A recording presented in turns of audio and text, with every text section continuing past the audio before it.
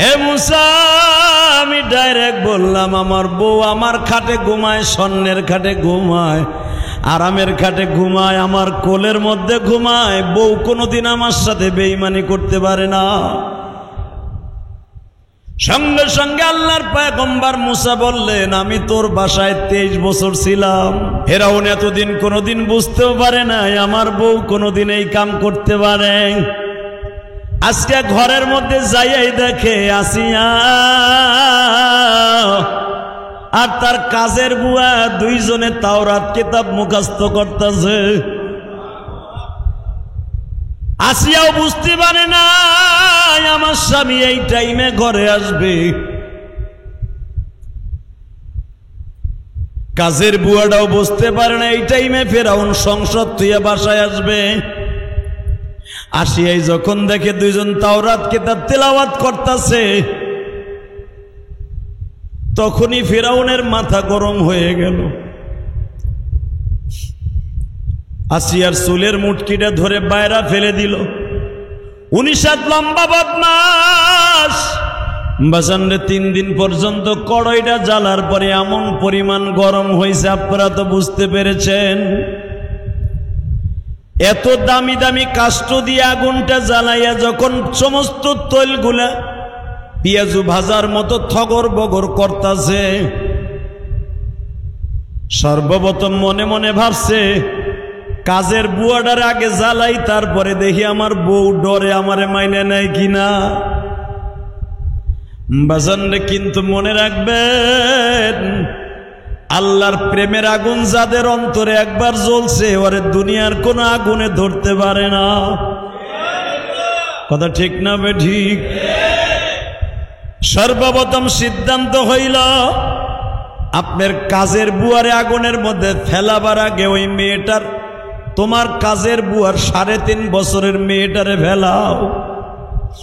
দুনিয়ায় একটা মাত্র দরদি আছে, নিজের জীবন দেয় সন্তানরে বাঁচায়।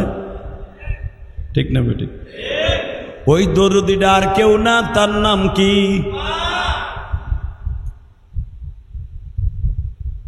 ফেরাউন দেখেন কেমন রাজনীতি করে।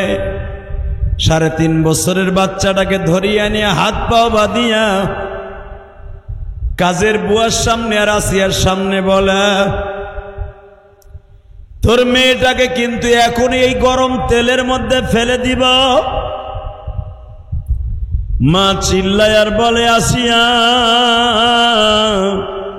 আমাদের নবী মুসা কই?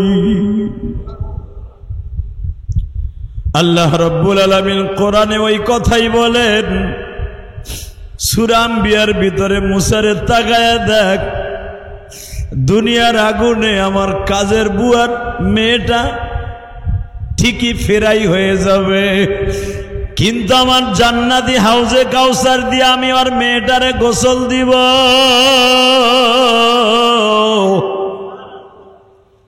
3.5 বছরের মেয়েটাকে যখন বাইন্দা যখন আগুনের মধ্যে ফেলবে, তখনও কাজের বুয়াটারে বলতেছে, এখনো তুই কালেমাটা ছাইরা দে। আমি আপনাদের সামনে বলতে চাই, ওই বুয়ারও কালেমা তোমারও কালেমা একই কালেমা। তার কালেমার তোমার কালেমা কিন্তু এক সারা দুই না, একই কোয়ালিটির ইবাদত, একই আল্লাহ, একই ইসলাম, একই সব গো বাবা। 3.5 বছরের মেয়েটারে বেঈমান ছেড়ে দিল। মেয়েটা আগুনের মধ্যে পড়িয়াই মায়েরে ডাক দিছে, মা গো তুমি আমার আগুনের মধ্যে ফেলানো দেই খাবার কালেমা ছাইরা দিও না গো। মা আগুনে ফেলার আগে অনেক চিৎকার মারছিলাম, মা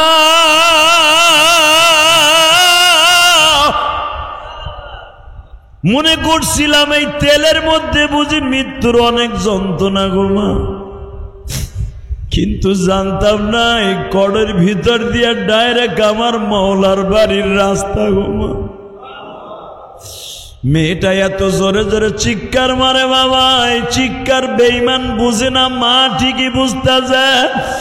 মা হাতটা বাড়ায় বলে, মা গো তুই যা, আমি আসতাছি তোর রাস্তায় গো। মেয়েটা যখন বাবা একবারে ফেরাই হয়ে গেল, চামড়া হাড্ডিগুলো একবারে কই মাছের মতো ভাজা হয়ে গেছে। এবার ওই মেয়েটার মা বলতেছে, কাজের বুয়া বলতেছে, এবার আমার পালা। এ বাচ্চা, যাইবার আগে একটা কথা বইলা দিয়ে যাইব, আমি মইরা যাব, কোনো দুঃখ নাই, তবে আমার সাথে একটা ওয়াদা দেন। আমার দুইটা মেয়ে একটা ছেলে, আমার স্বামী আর আমি সহ এই 5 জন সদস্যরে আপনি কই মাছের মতো ভাইজা ফেললেন। আমার মনে কোনো দুঃখ নাই, যদি আপনার বাড়ি অন্তত 18 বছর আমি কাজের বুয়া হিসাবে কাজ করছি, মুসা পয়গম্বরেরও খেদমত করছি, আপনার কাপড় চোপড়ও আমি ধুইয়া দিছি। আপনি একদিন আমার পরে খুশি হইয়া বলছিলেন, তুই আমার জামা কাপড় এমন ভাবে খেদমত করছস, বল তুই কি চাস। আমি একদিন বলছিলাম, আমি আজকে কিছু চামু না, একদিন চামু, সেদিন দিবেন কি না। তখন আপনি খুশির আনন্দে বলছিলেন, তুই যেদিন যা চাবি আমি তাই দিব। আপনি ভাবতে পারেন আমি বাঁচার লেগে বলবো আমারে ছাইরে দেন না। ওই দিনকার ওয়াদা যদি আপনি খোদা হিসাবে ঠিক রাখেন, এই জনগণের খোদা হিসাবে, তাহলে আমার সাথে যে ওয়াদাটা ছিল, আপনি বলছিলেন যা চাবি তাই পাবি। আমি শুধু একটা জিনিস চাই, আমার ফ্যামিলিতে 5 জন সদস্য, আমরা 5 দিনে তো কই মাছের মতো ফেরাই হয়ে যাব, ভাজা হয়ে যাব। আমাদের এই ভাজা হাড্ডিগুলাকে আপনি ফেলে দিয়েন না, অন্তত মিনহা খলাকনাকুম ওয়া ফিহা নুঈদুকুম ওয়া মিনহা নুখরিজুকুম তারাতান উখরা। আমার আল্লাহ বলছে, এই মাটি থেকে তোরে বানাইছি, এই মাটির নিচেই নিয়ে আসবো। আমার মালিকের যদি কথা থাইকা থাকে, আমার হাড্ডিগুলা যা একবার ফেরাই হয়ে যাবে, বাজা হয়ে যাবে। আমার ছোট্ট মেয়ে তাসলিমার বডিটা আর আমার বডিটা তেলের থেকে উঠাইয়া আপনি ফেলে না দিয়ে মাটির নিচে দাফন করে দিয়েন, একটা গর্তের মধ্যে দাফন করে দিয়েন। আমি অন্তত কিয়ামতের মাঠে এই 5 জনের কোলের মধ্যে নিয়ে মালিকের দপ্তরে দাঁড়ায়া বলতে পারি, মালিক আগুনের মধ্যে ঝাঁপ দিছি, তবু তোর জাহান্নামের আগুনে ঝাঁপ দিতে রাজি না। মালিক যদি ভালো লাগে তুমি আমারে আর জাহান্নামের আগুনে ফেলাইও না। দুনিয়ার আগুন কত ভয়ঙ্কর আমি নিজে দেখে আসছি মালিক।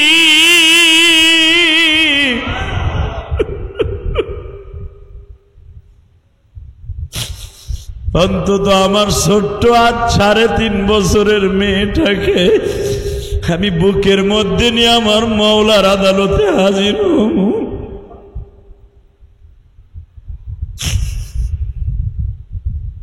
আপনি আমার বডিটারে ভাজা হওয়ার পরে মাটির নিচে দাফন করে দিয়েন। বাজান এখানে শেষ না, বুখারীর মধ্যে দেখবেন আনাস ইবনে মালিক বলেন, আমার নবী যখন মিশর সফর করতেছিলেন, যেখানে মেয়েদের 5টা লাশকে এক জায়গায় দাফন করা হয়েছিল, ফেরাউন কিন্তু তার ওয়াদা ঠিক রাখছিল। তেলের থেকে তাদের 5টা লাশ উঠাইয়া একবারে বাবা কই মাছের মতো ফেরাই হয়ে গেছে। ফার্মের মুরগি ভাজলে যেরকম ভাবে ভাজা হয়ে যায়, গিরিল হয়ে যায়, সমস্ত চামড়াগুলা বাবা ভাজা হয়ে একবারে কড়কুড়ে হয়ে গেছে। এই লাশটারে উঠাইয়া মাটির নিচে দাফন করে। মুসা নবীর মাঝে আমার নবীর মাঝে 3000 বছরের ডিফারেন্স। নবী যখন এই কবরের পাশ দিয়া মিশর যাইতেছিলেন, আমার নবী আবু বকর ওমরে ডেকে ডেকে বলেন, কিরে দেখো তো কোন জায়গার থেকে জান্নাতের খুশবু আসতেছে, দেখো তো কোন গর্তের থেকে জান্নাতের খুশবু আসে।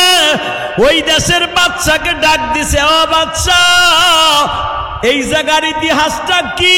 বাচ্চা বইলা দিলেন, এই যে সেই কায়রো শহর, যেই শহরে ফেরাউন বাস করত, আর এই যে সেই রুম, যেই রুমের থেকে ধরিয়া নিয়ে এসে ওই কাজের বুয়ার মেয়ে তাসলিমা সহ 5 জনকে দাফন করা হয়েছিল।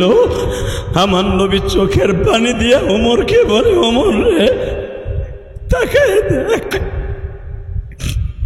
ওই কঙ্কলের ভিতর থেকে জান্নাতের খুশবু আসতেছে। ওমর তাকায় দেখ, কিয়ামত পর্যন্ত এই পাহাড়ের থেকে জান্নাতের খুশবু আসবে রে ওমর। 3000 বছর আগে এই 5টা লাশকে এক জায়গায় গোপন করছে আমার মালিক। আমার নাকে জান্নাতের খুশবু, তোমাদের নাকে জান্নাতের খুশবু এনে দিছে। বাজানে এখনো পর্যন্ত এই পাহাড়টারে কিন্তু সীসা দিয়া ঢালাই দিয়ে রেখে দিয়েছে মিশরের বাদশাহ।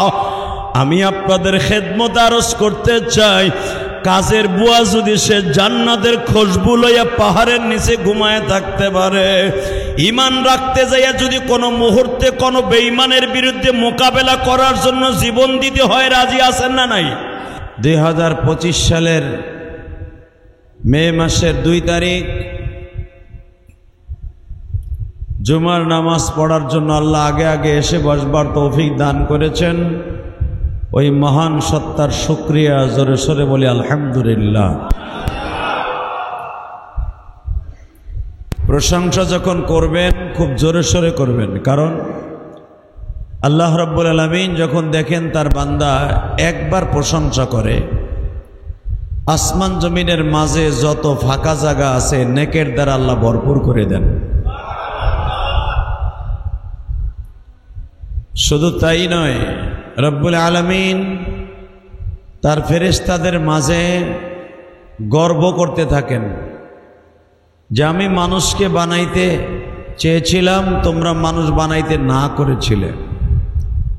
আজকে তাকিয়ে দেখো, মানুষ পবিত্র জুমার দিনে জুমার নামাজ পড়ার জন্য সব কাজ কাম ফেলে, ব্যবসা বাণিজ্য সব ফেলে রেখে, আদরের বিবি বাচ্চার সব সুখ সমৃদ্ধিকে বিদায় করে দিয়ে আমি আল্লাহর ঘরে আগে আগে এসে পাগলের মতো ছুটে এসছে। তোমরা তাকায় দেখো মানুষগুলো আমার কত পাগল। তখন ফেরেশতারা বলতে থাকে, রব্বুল আলামিন তারা কি আপনারাকে দেখেছে? না। তারা কিসের আশায় আপনারা এত ভালোবাসে? একমাত্র আমি রবকে পাওয়ার আশায়, জান্নাত পাইবার আশায়, মাপ পাওয়ার আশায়। ফেরেশতারা জিজ্ঞেস করে, আল্লাহ আপনারে তারা দেখে নাই, জান্নাত দেখেছে? না। জাহান্নাম দেখেছে? না। তারা কি নেকি বদি দেখেছে যে কি পরিমাণ সওয়াব হবে যদি জুমার নামাজ আগে আগে পড়তে যায়? আল্লাহ বলেন নেকও দেখে নাই। নেক কি রং, কালো না ধলা, নেকের রংটা কি তাও দেখে নাই।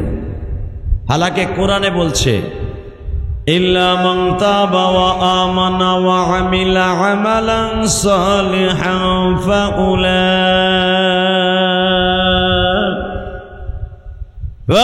ফাউলাইকা ইউবাদদিলুল্লাহু সাইয়্যাতিহিম হাসানাত ওয়া কানাল্লাহু গফুরার রহিমা।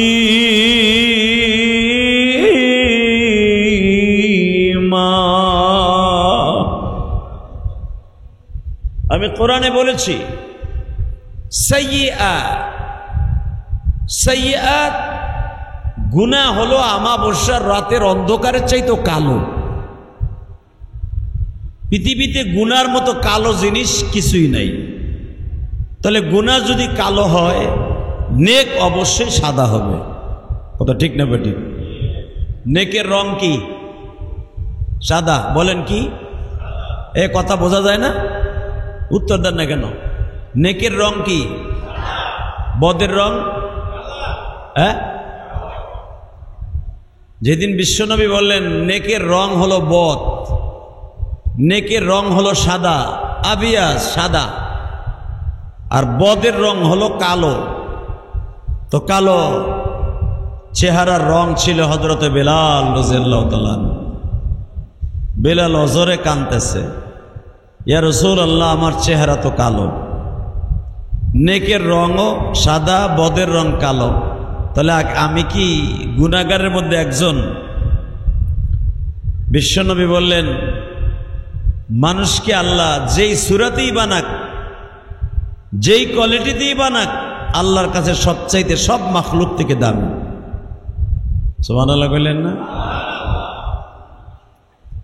পৃথিবীতে যত কোয়ালিটি মাখলুক আল্লাহ বানিয়েছে, কেউ বলে 18,000, কেউ বলে 20,000, কেউ বলে 19,000, কেউ বলে 30,000। এটার গণনার দিক দিয়ে সংখ্যা অনুপাতে আল্লাহই ভালো জানে পৃথিবীতে কত কোয়ালিটির মাখলুক আল্লাহ বানিয়েছে। শুধু আন্তাজে মানুষ বলে 18,000 মাখলুকাত, এটা টাটকা ভুয়া কথা, এর কোনো হাদিসে ভিত্তি নাই। মাখলুক আল্লাহ কত কোয়ালিটির বানিয়েছে একমাত্র কে জানে? জোরে কোন, আরো জোরে। এই যে গাছের পাতাটা যে নড়ে, এটা কি মাখলুক না? হ্যাঁ, কথা কন না কে?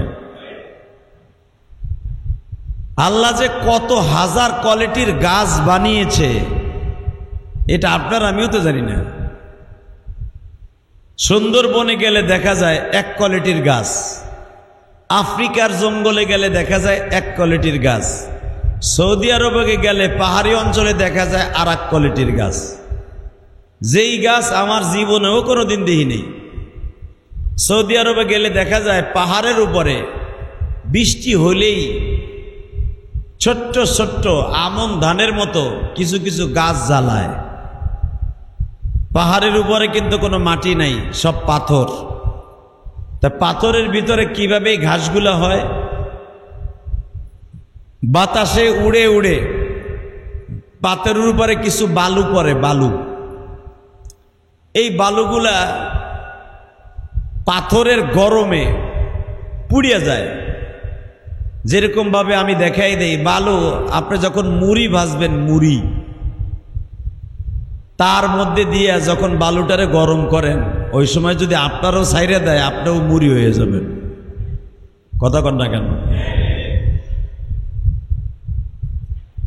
সৌদি আরবের পাথরগুলাকে তাপ দেয়া লাগে না, রৌদ্রের তাপে এত পরিমাণ গরম হয়, পাও রাখা তো দূরের কথা, গাড়ির টায়ার সুদ্ধা গইলে যায়, লোহার স্প্রিং সুদ্ধা গইলে ক্ষয় হয়ে যায়, এত গরম পাথর।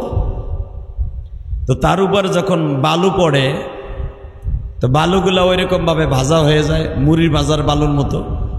ঠিক এই বালুর উপর যখন বৃষ্টির পানি পড়ে, বৃষ্টির পানি পড়ার সাথে সাথে পাথরটা ঠান্ডা হয়ে যায়। আর পাথর ঠান্ডা হইলে এটা গরম হতে অনেক সময় লাগে। কথা বলেন না কেন?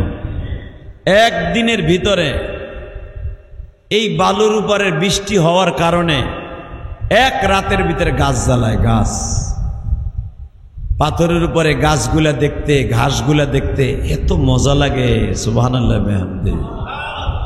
এবার রমজানে দেখে আসলাম, কারণ শীতকালে আবার এটা বেশি হয়, কারণ শীতকালে পাথর ঠান্ডা থাকে, প্রচন্ড ঠান্ডা থাকে পাথর।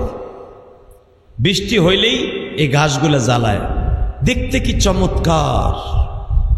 গরমের কালে যায় দেখবেন, জাগো মাথায় চান্দি ছিলা, জাগো মাথায় চুল নাই, হ্যাগো মাথা যায় এরকম, প্রত্যেকটা পাহাড় ওই রকম, একবারে কিচ্ছু নাই।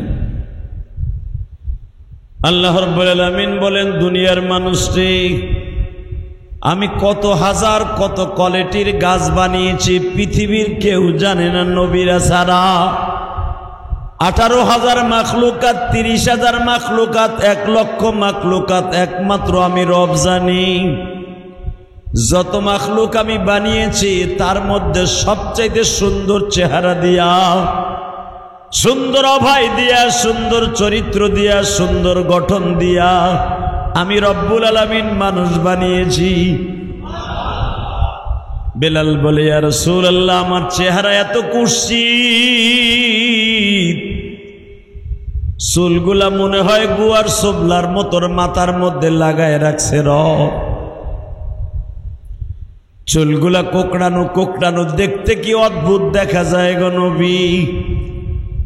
আমার চেহারাটা এত কালো, আমি রবের কাছে কেমনে জবাব দিব? গুনার রঙও কালো, আমার চেহারাও কালো। আমার নবী বলে, বেলাল রে, হইতে পারস তুই কালো, তোর অন্তরটা আমার মালিক বানাইছে অনেক ভালো। ঠিক না বেঠিক? দেখবেন যাদের চেহারা বেশি সুন্দর, হাতের ভিতরে অহংকার বেশি। কথা কর না কেন? মানুষ অহংকার করে তিনটা জিনিসের। কয়টা? জোরে কন, আরো জোরে। কয়টা? এ হাদিসেও আছে, কোরআনেও আছে। তিনটা জিনিস লইয়া আমার বান্দায় অহংকার করবে। এক নম্বরে অহংকার করবে পয়সার গরম। ঠিক না বেঠিক? লাল মেয়ার পোলা দলা মেয়া, পয়সা নাই, সমাজে ওর চাইরেনের দাম নাই। কথা কর না কেন? আগে দাদায় বড় লোক আসিল, 500 মনে 700 মনের নৌকা আসিল 10টা, তারে সবাই নাম দিছে, নাম আলো শেখ, হ্যাঁ নাম দিছে ব্যাপারী। কথা কর না কেন? বংশ হলো শেখ বংশ, ব্যবসায় এত বড় নৌকা থাকার কারণে তার নাম হয়ে গেছে ব্যাপারী সাহেব। কথা কর না কেন? শেখ বাদ, এখন ব্যাপারী। দাদায় ব্যাপারী আসিল, নাতিরা ওই দাদার মতো চলাচলতি দেখাইতে চায়। এলাকার মানুষ দেখে, আরে ফকিন্নির পোলা, বড়লোক আসিল, তোর দাদাই আসিল, এখন তুই না। কথা কর না কে? ঠিক আল্লাহ পাক বলেন, মানুষ এক নম্বরে অহংকার করবে সম্পদের, শক্তির। 2 নম্বরে অহংকার করবে মানুষ বংশের, বংশ। বুঝেন না আমার কথা? কারো বংশে যদি লাঠি থাকে, দেখবেন কারো ঘরে যদি গ্রামের বাড়িতে বংশে অনেক মানুষ আছে, তারা হাটে বাজারে গেলে, বেটা কথা ঠিক মতো কবি, আমরা কিন্তু মোল্লা বংশের পোলা, পয়সা না থাকতে পারে পিডাইয়া কিন্তু লুলা বানায় হলাম। কথা কর না কেন? আমার নাই, আমার বংশের বড়ার পয়সার অভাব নাই বেটা, হইতে পারে আমি ফকিন্নির পোলা, কিন্তু আমার বংশের লাঠির অভাব নাই, মনে রাখবি। ঠিক না বেঠিক? আর একটা হলো মানুষের চেহারার গরম। সৌন্দর্য যত ভালো হয়, দেখবেন সে সমাজের ভিতরে খুব অহংকারী দেখায়। বেশিরভাগ চেহারা সুন্দর মহিলা গো হইলে অগ অহংকার বাইরে যায়। কথা কর না কেন? অগ অহংকার বেশি হয়। দেখেন না, ইদানিং ইউটিউবে দেখা যায়, ফেসবুকে দেখা যায়, চেহারা যখন সুন্দর হয়, এক এক মহিলা ইউটিউবের সামনে বলে, আমি এমন একটা বেটার কাছে বিয়া বমু, যে এই বেটার মাসে 10 লাখ টাকা ইনকাম থাকতে হইব। ফকিন্নির মাইয়া, পতিতা কোথাকার। কথা বলেন না কেন? তোর 10 লাখ টাকা ইনকাম থাকতে হবে, এর কাছে বিয়া বলবে, এই তোর বাপের কয় টাকা ইনকাম আছে? ফকিন্নির মাইয়া। যারা সত্যিকারে বংশীয় মেয়েরা কোনোদিন এই কথা বলবে না, কপালে যা আছে তাই হবে। কথা বলেন না কেন? যেগুলা দেখবেন বাজারের পণ্য, যেগুলা বিভিন্ন বাজারে পণ্য হয়ে বিক্রি হয় পয়সার কাছে, এরাই শুধু বলতে বাধ্য হয় যে আমি আর কাছে বিয়া বমু যার 3 লাখ টাকা, 2 লাখ টাকা, 1 লাখ টাকা, 5 লাখ টাকা ইনকাম থাকবো। কথা কর না কেন? 10 লাখ টাকা ইনকাম আছে দেখে বিয়া বইলি, 1.5 মাস পরে তোর স্বামী ফেলাস খেলাইয়া, মদ মুদ গু খাইয়া সব শেষ। এরপরে তো তোর মদের বোতল দিয়ে পিডাইব। কথা কর না কে? নাহলে স্বামীর মদের পয়সা জোগানের লাগে তোর হোটেলে ভাড়া দিব। এগুলা বলা যাবে না। চেহারার অহংকার দেখাইয়া 10 লাখ টাকা দিলে আমি বিয়া মামু, নাহলে বিয়া মামু না, এটা অহংকারী। কথা ঠিক না? ঠিক। হ্যাঁ রে, তুই তুই এত অহংকার দেখাস। পৃথিবীর ভিতরে দ্বিতীয় খলিফা ছিল হযরত ওমর। ওমরের বাবা ছিল মক্কার ভিতরে 10 জন বড় লোকের মধ্যে একজন। সুবহানাল্লাহ কইলেন না? জোরে কন। এই বেটারা কিছু বুঝে না নাকি? করা কথা কইবেন মনে করবেন দুর্বল, না আপনি সবল। মনে হয় রাত বইরে বললো গে গ্যাঞ্জাম হয়েছে, হ্যাঁ মসজিদে জিমায় কে বোট ঠন্না খাইছে রাত বইরে। এই মুসলমান ভালো করে বুঝো, মক্কার ভিতরে কয়েকজন শিষ্য ধনীর মধ্যে ধনী ছিল হযরত ওমরের বাবা খাত্তাব। সুবহানাল্লাহ কইলেন না? ওমরের বাবা ছিল মক্কার ভিতরে কয়েকজন শীর্ষ ধনীর মধ্যে একজন। সেই ধনত্ব পরিবারের সন্তান ওমর। প্রতিদিন ওমর মদ খাইতো, বাংলাদেশের 2.5 কোটি টাকার মদ খাইতো ওমর। এই দেশে তো এক বোতল মদ 2.5 লাখ 3 লাখ টাকা। আর হযরত ওমর প্রতিদিন মদ বিলাইতো, লক্ষ লক্ষ না কোটি কোটি টাকার মদ মাসে বিলাইতো ওমর।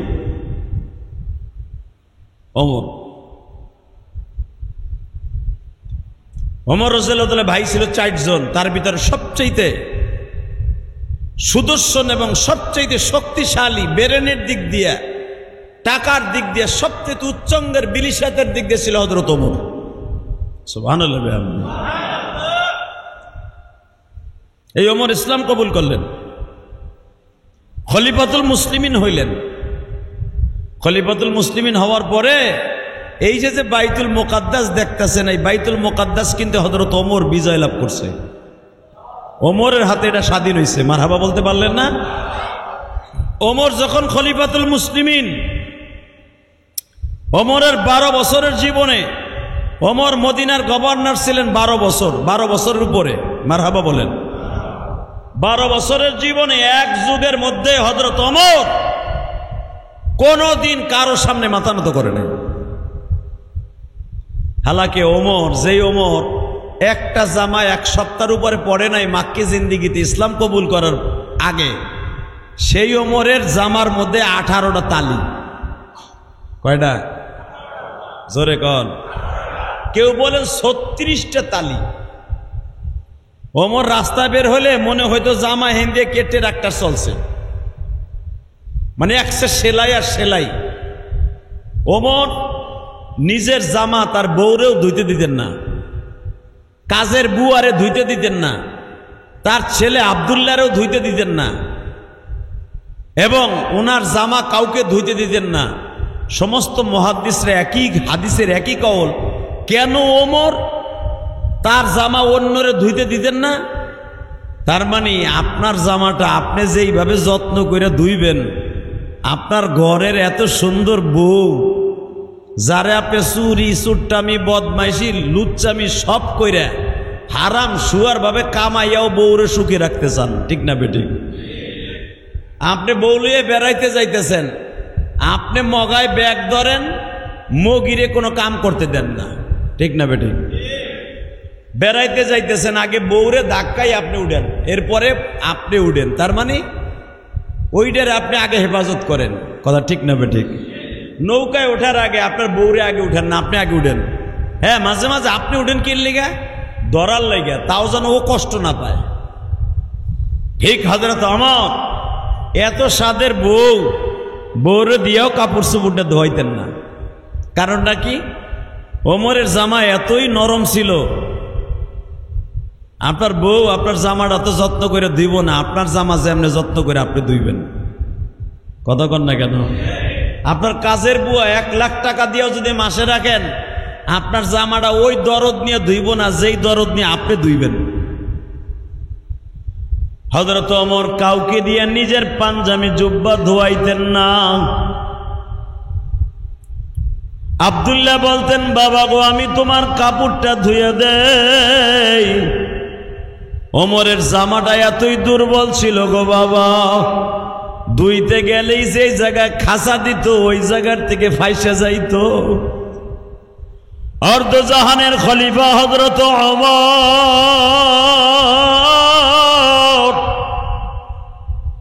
একটা জামা 1 সপ্তাহের উপরে ওমরের জীবনে কোনোদিন পরিধান করে নাই।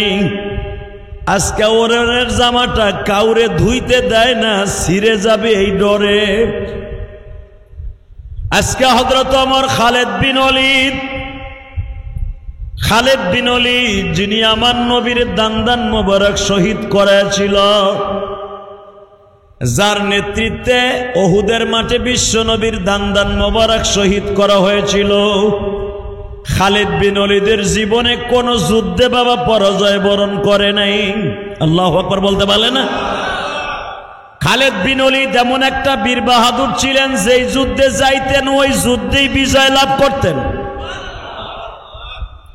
হযরত ওমর বললেন, খালিদ বিন ওলীদ, বাইতুল মুকাদ্দাস আজাদ করতে হবে। এই যে বেজরমা ইসরাইল ইহুদির বাচ্চারা দখল করে রাখছে, তাহলে বোঝা গেল ইহুদিরা আদম নবীর যুগের থেকে এরা আমাদের শত্রু। দেখেন আল্লাহর বিচার কত কঠিন গো বাবা। ইসরায়েল কয়েকদিন গত সপ্তাহের আগের সপ্তাহেও গাজার মুসলমানের চোখের পানি ফেলাইছে মেরে মেরে। তারা বোমা দিয়ে আগুন লাগাইছে আর মালিকের গজবের আগুন দিয়ে ইসরায়েলে ধ্বংস করে দিতেছে। যে ইসরায়েল কয়েকদিন আগেও বুক ফুলাইয়া বলছে গাজার সম্পর্কে পৃথিবীর কোন দেশ যেন নাক গলাইতে না আসে। কথা কন না কেন? এই নেতানিয়াহু বেজরমার বাচ্চা, ওর জন্ম কোথায় ও নিজেও জানে না, ওর বাপ কেটাও নিজেও জানে না। ওর মার বিয়ে 21টা না 22টা গার্লফ্রেন্ড ছিল, ওর মার বয়ফ্রেন্ড ছিল ওর মায়ের 21 থেকে 22টা। এই নেতানিয়াহুর মা। ইতিহাস পড়ে দেখেন ও যে কোন বাপের প্রোটেকশনে জন্ম নিয়েছে ওই বেজরমা নিজেও জানে না। কথা কন না কেন?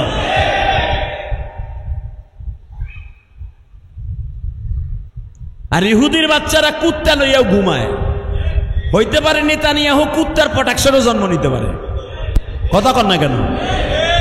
আর চরিত্র দেখছেন, পৃথিবীর এত বড় জালিম পৃথিবীর কোন দেশের বাচ্চা না। ও যেরকম জালিম, কুত্তার মতো পুরাটা স্বভাব। 2 সপ্তাহ আগে ওই কুত্তাটাই বলছে গাজার সম্পর্কে, ফিলিস্তিন সম্পর্কে কেহ নাক গলাইতে আসবেন না, বলছে না? আজকে নেতানিয়াহু তার সংসদে বসে সারা পৃথিবীর কাছে সাহায্য চায়। হ্যাঁ, বোর খেতার নিচে যে কই সুবহানাল্লাহ। আগলের দল কোথাকার। আল্লাহর প্রশংসাকে এখানে করার দরকার গলা ফাটাইয়া। কথা ঠিক না বেঠিক? আজকে সারা পৃথিবীর কাছে সে সাহায্য চায়। এই বেজরমাটা সারা দুনিয়ার কাছে সাহায্য চায়। যে 2 সপ্তাহ আগেও বলছে ফিলিস্তিনকে আমি মারবো কাটবো, কেউ নাক গলাইতে আসবেন না। যদি আগলা গালাইতে আসেন তারে আমি দেখে ছাড়বো। আজকে গটি বডি গোল করে আমার মাবুদের বোমায় যখন সারা ইসরায়েল জ্বলছে মাইলকে মাইল, আজকে আমেরিকার কাছে বিমান দিয়ে সাহায্য চায় পানি দিয়ে নিবাইতে। তুমি কয়েকদিন আগেও গাজার মুসলমানকে পোড়ায় মারছো, আর আমার মাবুদের গজবের আগুনে তোরে পোড়াইতেছে। পারলে তোর কোনো বাপ থাকলে ফিরা। কথা কর না কেন? আমেরিকাকে কয়েকদিন আগে দাবানলে আল্লাহ জ্বালায় শেষ করে দিছে। 100 বছরের পিছনে ফেলাই দিছে আমেরিকারে দাবানল দিয়া। ইসরায়েলকে ফেলাই দেবে অন্তত 500 বছরের পিছনে। ইনশাল্লাহ বলেন না কেন? জাপান নিজেকে মনে করতো আমি সারা পৃথিবীর হিরো, আমার পণ্য সারা পৃথিবীর সেরা। আল্লাহ শিডোর দিয়ে এমন এক জাতা দিছে 2 বছর আগে, দেখেন নাই? 1000 বছরের পিছনে ফেলাই দিছে। ওই আল্লাহ এখন আছে না নাই? যদি বলেন আছে না নাই? এটা বলা যাবে না মেরে ভাই দোস্ত বুজুর্গ, এটা বলা যাবে না। উনি কখন কারে নিয়ে খেলবে উনি ভালো জানে। কথা ঠিক না বেঠিক? এই জন্যই তো কবিতার ভাষায় কত সুন্দর কথা বলেছে। নদীর ওই কুল ভাঙে এই কুল গড়ে, এই তো নদীর খেলা নয়। নদীর এই কুল ভাঙে এই কুল গড়ে, এই তো মাওলার খেলা। অনেক কবিতে ছেড়ে কি কথা কয়, এই তো নদীর খেলা। নদীর কোনো ক্ষমতা আছে? কথা কর না কেন? কথাটা হবে এইরকম, নদীর ওই কুল ভাঙে এই কুল গড়ে, এই তো মাওলার খেলা। সকালবেলা ধনী ছিল ফকির সন্ধ্যাবেলা। পূর্ব দিক থেকে সূর্য উঠে পশ্চিমেতে যায়। আল্লাহ যার জাগায়া উঠায় তার ক্ষয় না। আল্লাহ যার জাগায়া উঠায় তার ধ্বংস নাই।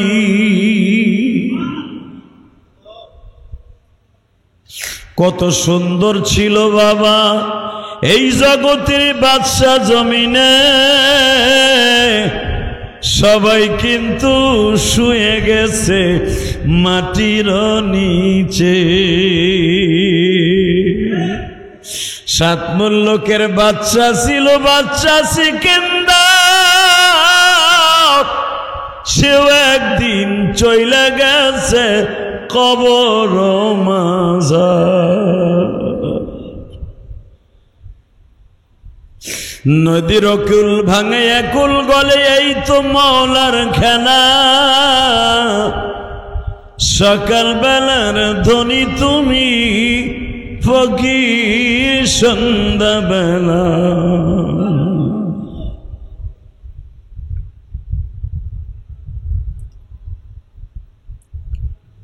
যে ওমর এক সপ্তাহের উপরে একটা জামা পরিধান করতো না, আজকে ওমরের জামার তালি কয়টা? জোরে কন।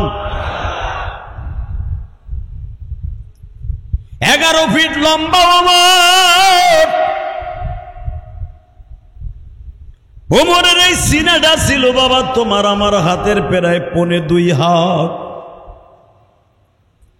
এত বড় বডিলে হযরত ওমর খালিদ বিন ওয়ালিদকে বললেন বাইতুল মুকাদ্দাস বিজয় লাভ করতে হবে, যান ইহুদের বাচ্চাগুলাকে ঘাট ধরে বাইতুল মুকাদ্দাস থেকে বের করে লাথি মেরে আল্লাহর ঘরকে আজাদ করেন। আরো জোরে বলেন। খালিদ বিন ওয়ালিদ তাদের সাথে যায়, দেহে হেরা তাওরাত কিতাব খুইলা পড়তাছে, কারণ ইহুদিরা এই বেজন্মাগুলা তো তাওরাত কিতাব বিশ্বাস করে, কোরআন শরীফ বিশ্বাস করে না। এই জন্য দেখবেন ডেনমার্কের ইহুদিরা কোরআনের উপরে প্রস্রাব করে, কোরআনে আগুন দিয়ে জ্বালায়, এরা কোরআন বিশ্বাস করে না। আল্লাহ, কারণ পৃথিবীতে তাওরাত কিতাব আল্লাহ ব্যান করে দিয়েছেন, কোরআন শরীফ দুনিয়া সচল করে দিয়েছেন। তো হযরত ওমর যায় দেহে তাওরাত কিতাব তারা পড়তাছে, খালিদ বিন ওয়ালিদ যায় দেখে তাওরাত কিতাব পড়তাছে খুইলা খুইলা। খালিদ বিন ওয়ালিদ যে বললেন তোমাদের এই তাওরাত কিতাবের হুকুম চলবে না, হুকুম চলবে একমাত্র কোরআনের। জোরে জোরে জোরে জোরে। তোমাদের এই কিতাবের হুকুম চলবে না, হুকুম চলবে কার? কোরআনের। খালিদ বিন ওয়ালিদ বিজয় লাভ করলেন ঠিকই, মসজিদ থেকে তাদের ইহুদিদের যে আলেমগুলা ছিল এই পণ্ডিত গুলারে বাইর করতে পারল না যে কোনো কারণে। হযরত ওমর চিন্তা করলেন, ওমরের কাছে খালিদ বিন ওয়ালিদ চিঠি পাঠাইলেন, হুজুর আমি তো খালিদ বিন ওয়ালিদ, আমি তো পুরা বাইতুল মুকাদ্দাস পরিষ্কার করছি, কিন্তু ওরা বাইতুল মুকাদ্দাসের বারান্দায় বইয়া বইয়া তাওরাত কিতাবের দাওয়াত দিচ্ছে। হযরত ওমর বলেন তুমি অপেক্ষা করো, আমি ওমর আসতেছি। যখন ওমর যাচ্ছে, সুবহানাল্লাহ বিহামদি, মনে রাখবেন ওমর যেই রাস্তা দিয়ে চলতেন ওই রাস্তায় শয়তানও দাঁড়াইতো না, শয়তান প্রায় 100 মাইল দূরে চলে যেত।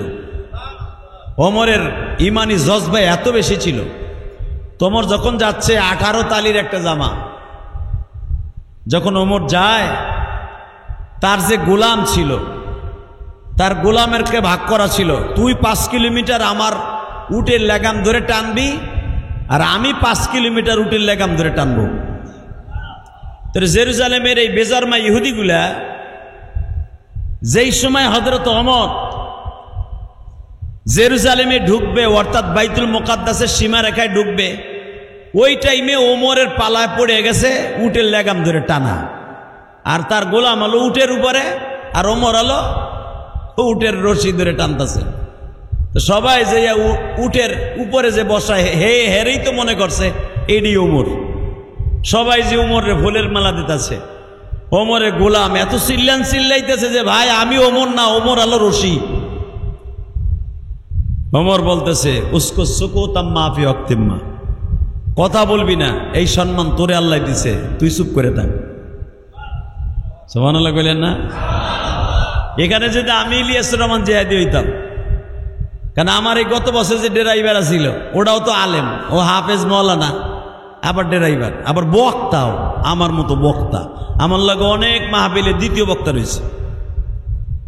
এখন ওই যদি কেউ যেন কোনো এলাকায় গেছে, যদি যাইয়া ও পাট লাইলিয়াস রহমান জেহাদির, আমি যদি দেখতাম যে ও পাট লইছে আমার পাট, আমার তো মেজাজ গরম হয়ে ঘুষাইয়া ড্রাইভারিতে নামে কেতাম নাম, ওর চাকরি করে ড্রাইভারি পাট লইছিল ইলিয়াস রহমান জেহাদির, ঠিক না বেঠিক? এটা আমি হইলে কইতাম। আর ওমর অর্ধজাহানের খলিফা, যার জামানায় বাঘে কোনোদিন একটা ছাগলের গায়ে আঘাত করতে সাহস পায় না। আফ্রিকার জঙ্গলে যে ওমর বলে দিয়ে আসছে একদিন, আমি খাত্তাবের বলে আগে ছিলাম জানোয়ার, তোদের মতো জানোয়ার ছিলাম, আমার পরে কোনো শরিয়াত ছিল না, তোদের পরে যেরকম শরিয়াত নাই, আমি ওমরের পরে জানোয়ার ছিলাম, আমার কোনো শরিয়াত ছিল না।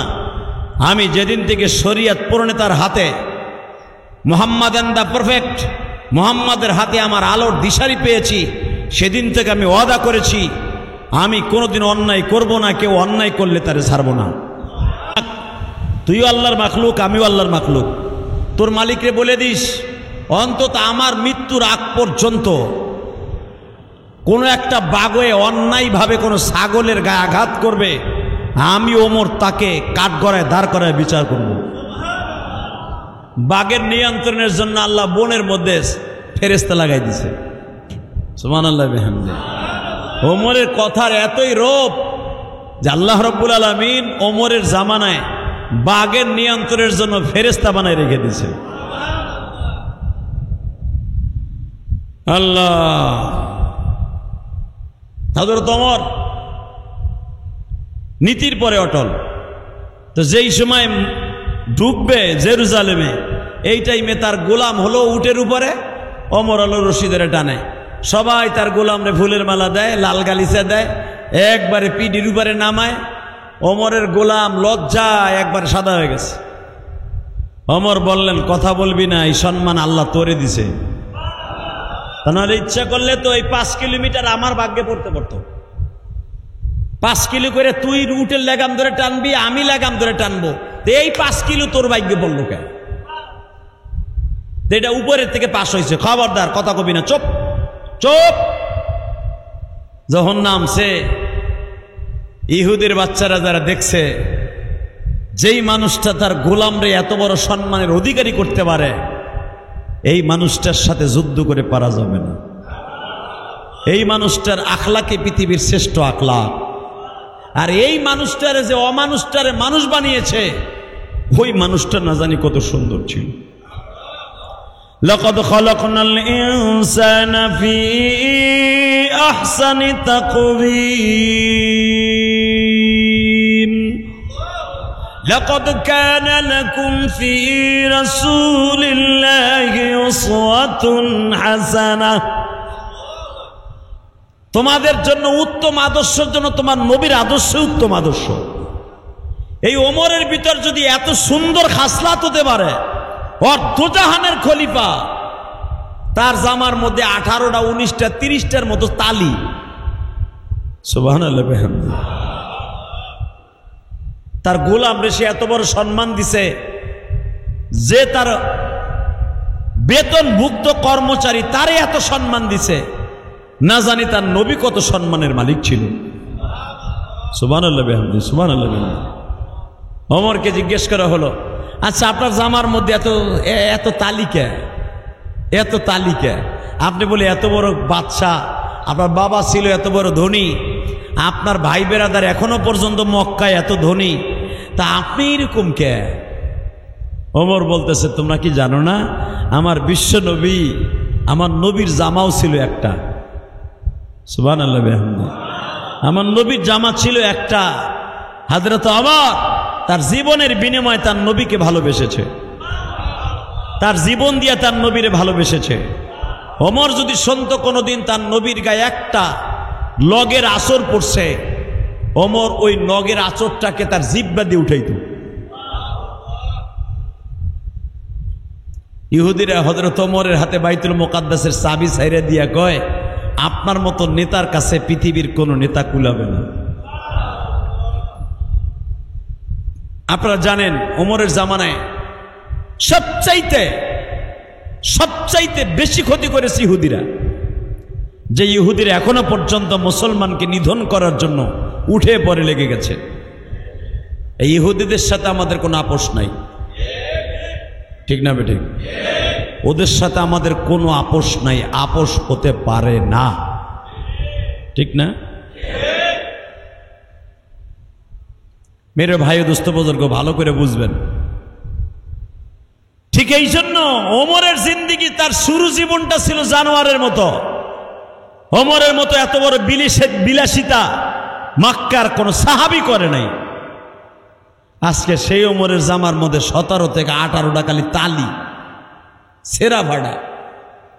ঠিক এমনি করে দেখা গেছে অনেক মানুষ আছে তার জীবনটারে ফ্রি স্টাইলে চলাফেরা করছে। এমন একটা সময় আসছে যে সোনালি বিড়ি খাওয়ার পয়সাও তার পকেটে নেই। কথা কন না? গোল্ডি বাংলাদেশের সবচেয়ে দামি দামি গোল্ড যত সিগারেট আছে তো নামও জানি না, তোমরা ভালো জানো। দামি দামি সিগারেট কিনে কিনে বন্ধু বান্ধব রে খাওয়াইছো, দামি দামি ব্র্যান্ডের মদ বন্ধু বান্ধব রে খাওয়াইছো।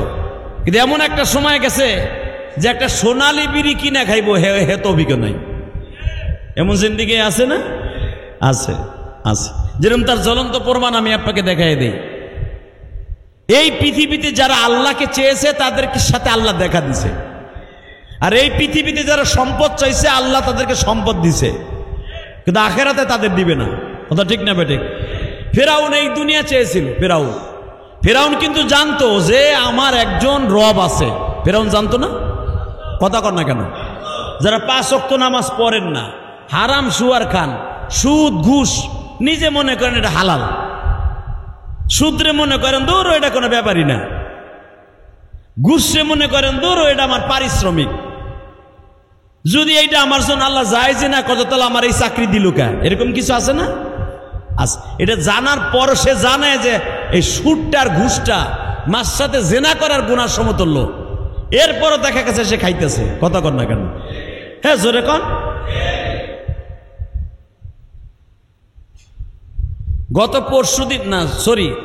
গত 3 দিন আগে 26 তারিখ বরিশাল বাউফল মাহফিল করে আইতেছে, তো টেরাকে করে তরমুজ যাইতেছে, তরমুজ বাউফল ফেরির থেকে পার হয়ে আমার গাড়ির সাথে একটা ওই যে ছোট পিকআপ আছে না, পুরা তরমুজ ভইরা একসাথে ফেরিতে পার হইছি। ফেরিটাও পার হইছি, তরমুজের গাড়িটা বাউফল থানার মধ্যে কেবল ঢুকছে, সিপার মধ্যে টার্নিংটা লইব, যাইব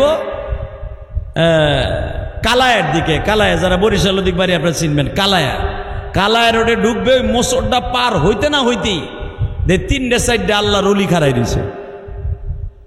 আল্লাহর ওলি বোঝেন তো? ভালো বুঝলি হয়েছে। আল্লাহর ওলি 3জন খাড়াই রয়েছে। খাড়ায় দেখলাম তরমুজের গাড়িটারে আস্তে করে ইশারা দিল। চিন্তা করেন এই ওলির আঙ্গুলের ভিতরে কি কারামতি আল্লাহ দিছে। আমি ইলিয়াসুর রহমান জিহাদি ইশারা দিলে আমার মাইরে দিয়ে যাইব গা, ঠিক না বেঠিক? আর এই অলিতে খালি ইশারা দিছে, গাড়ি সাইড হয়ে গেছে। কি অলির অলি! এই জন্য চিন্তা করছি এই অলি গো কথা ড্রাইভারের টাকা কি লেগে দেয়। আমরা এত চিল্লাই যে ভাই 100 টাকা মসজিদে দেন, মা বাপ ভালো থাকবো, ব্যবসা বাণিজ্য ভালো থাকবো, পকেটের তা বাইরে না। কথা কন না কেন? আর এই অলিগুলো খালি ইশারা দেয়, আঙ্গুলের ইশারায় গাড়ি পুরো সাইড হয়ে যায়। কি অলির অলিতে চিন্তা করেন, খালি অলিতে দেখলাম ইশারা দিছে। আমার জামাই মনির ড্রাইভিং এ, আমি পাশে বসা। আমি মনিরে কইলাম দেখ অলির আঙ্গুলের কারামতি কি, খালি ইশারা দিছে, গাড়ি ব্রেক আস্তে বামারটা ঢুকাই দিল। সে আবার ডাইনে বামে চায়, কারণ এখন তোর শেখ হাসিনার আমল না। কথা কর না কেন? খাইতে হইলে বুঝে শুনে খাইতে। তা বামারটা ঢুকাই দিছে, ডাইনার দেয় নাই। বামারটা ঢুকাই দিল, মনে হয় 60 টাকা না 70 টাকা, 50টা নোট দেখছি, ভিতরে কয়টা তা জানি না। আস্তে করে আর এক দিক সাইড ঢুকাই থইল। ও জানে যে আমি যেটা নিলাম এটা আমার জন্য হালাল না। কথা বলেন না কেন? হ্যাঁ, তা আমি আবার কোনটা তোর কম না। আমি কইলাম হ্যার গাড়ি যখন বেরেক হয়েছে আমারটাও বেরেক করে, হ্যার সামনে যাইয়া বের করে গেলাম কিও স্বভাব এখনো ভালো হয় নাই। আসসালামু আলাইকুম হুজুর, আপনি জিয়াদি সাহেব না? দোয়া করেন। এর লেগে দোয়া করাও হারাম। কথা কর না কেন? যে আমার সামনে বা আমার বাইর করে দিয়ে ঘুষ খাইলো, ওর জন্য দোয়া করা যায় যাচ্ছে? ওর জন্য দোয়া করলে আমারও ইমান যাইব গামের। কথা কর না কেন? কারণ কোরআন শরীফের ডাইরেক্ট কথা, তা'মুরুনা বিল মারুফ ওয়া তানহাউনা আনিল মুনকার ওয়া তু'মিনুনা বিল্লাহ। ভালো কাজের আদেশ দিবা, অসৎ কাজে ফিরাবা। তোমার সামনে যদি দেখো মান রাআ মুনকারান ফালিয়ুগাইয়ির বিয়াদিহি ওয়া ইল্লাম ইয়াস্তাতি, তোমার সামনে যদি দেখো খারাপ কাজ হইতেছে, অন্তত হাত দিয়ে মাইরা ফিরাও। কথা কর না কেন? অন্তত সেইটা না পারলেও মুখ দিয়ে ফিরাও। তা আমি তো আমার মুখের সুন্নাত আমি আদায় করছি। আমি কিও স্বভাবে এখনো ভালো হয় নাই। হুজুর আপনি জিয়াদি সাহেব না? আসসালামু আলাইকুম, দোয়া করেন। এখন ওর জন্য দোয়া করা কি জায়েজ আছে? কথা বলেন না কেন? আমার দাওয়াত আমি পৌঁছাই দিয়েছি। শুধু একটা কথা মনে রাখবেন, সারা দুনিয়ায় আমরা জেনে শুনে সব কিছু জানি যে এটা হারাম, তারপরে এটা হারাম মনে করেন এটা হালাল। আমি 5 ওয়াক্ত নামাজ পড়ি না, আমার জাহান্নামে যেতে হবে, এটা আমি জানি না? কথা বলেন না কেন? আমি জানি না? আমি জানি না, যাই না আমি পড়ি না। ঠিক ফেরাউন জানতো যে রব কে? আল্লাহ নামটা জোরে কর না। ফেরাউন জানতো, তারপরও যাই না শুই না ক্ষমতার দাপটে বদমাইশটা লুচ্চাটায় দাবি করে বসছে আমি রব। কোরআনের ভাষায় এইভাবে আসছে, আনা রব্বুকুমুল আ'লা। মুসা তোর যে খোদা আছে ওইটার বড় খোদা আমি। মুসা আলাইহিস সালাম বললেন, তুই যদি বড় খোদা হস তুই তোর বোর খবর লই এলো। সুবহানাল্লাহ কইলেন না? তুই যে খোদা, এই তুই যে খোদায় দাবি করস, তুই নিজের কোন ওয়াল ইন ওয়াল মনে করস, সবচেয়ে বড় খোদা, তোর বোর খবর ল। আর তোর বোর কাজের একটা বুয়া আছে, নাম তার আকলিমা, ওর খবর ল। ফেরাউনের মাথার মধ্যে পুরা গেরা উঠে গেছে গা। কে? তোর বউ আমার কাছে কালেমা পড়ছে, তোর কাজের বুয়া আমার কাছে কালেমা পড়ছে। হে সুবহানাল্লাহ জোরে কর। ফেরাউন আস্তে করে বলে,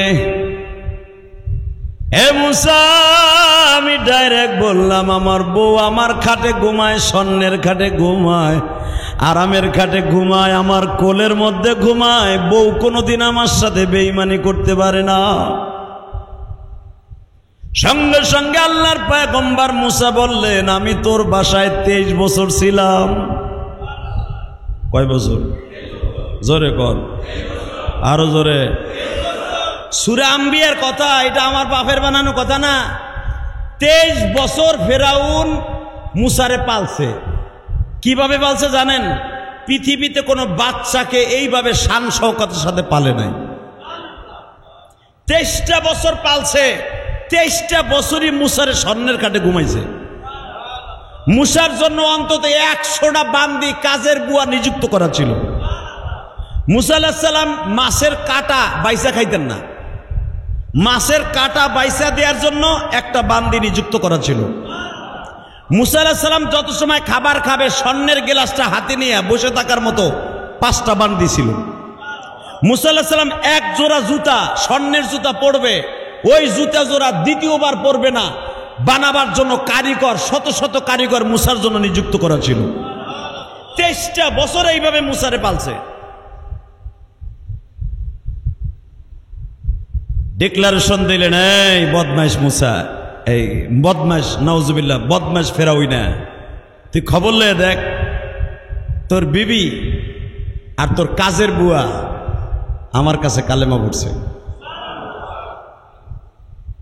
ফেরাউন তো বুঝেন মেজাজ খুব গরম, একটা দৌড় দিয়ে বোরগার হয়ে গেছে, যাই দেখে আসিয়া তখন তাওরাত কিতাব তেলাওয়াত করতেছে। সুবহানাল্লাহ বলে মসজিদ ভাড়ায় আলাই দেবে। এখন এক হিসাবে দেখা গেল পৃথিবীর কেউ কারো বান্ধবী না, ঠিক না বেঠিক?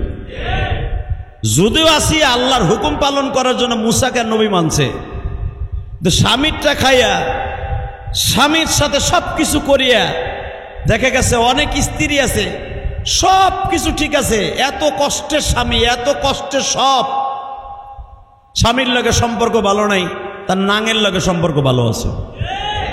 এরকম আছে না নাই? অনেক মহিলার পরকি আছে না? হ্যাঁ, জোরে কর না কেন মিয়া? আপনারা তো আল্লাহর ওলি, আপনাকে বউরা তোর করে না। যারা করে অক্কাশে সবক লয়ে দেন, ওই বেটা কত যন্ত্রণার মধ্যে আছে। কথা কর না কেন? এক পুলিশ দেখছেন না ফেসবুকে কালকে, তার বউরে আস্তে আস্তে আস্তে করে চিংড়ি মাছের মতো কোবায় কোবায় ভাগা দিছে।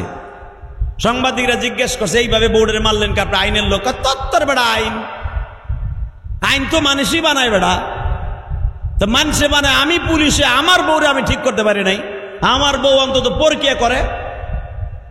আমার কষ্টের টাকা দিয়ে, আমার এত কষ্টের রাত দিন 24 ঘন্টা মেহনত করে কামাইয়া বউরে এনে দেই, এই বউ তার মামা তো বাইর লগে পরকিয়া করবে, আর ওরে আমি দুনিয়ায় রাখবো?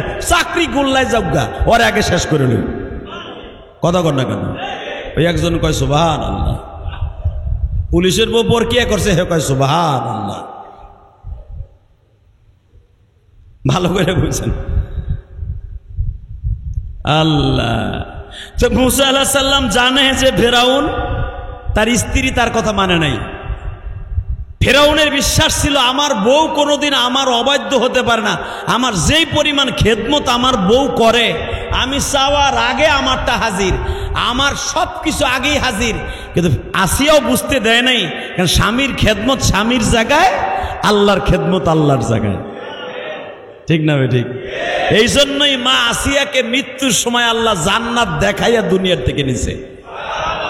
আসিয়া কেন জান্নাত দেখিয়া দুনিয়ার থেকে গেছে? একমাত্র স্বামীর খেদমতের কারণে।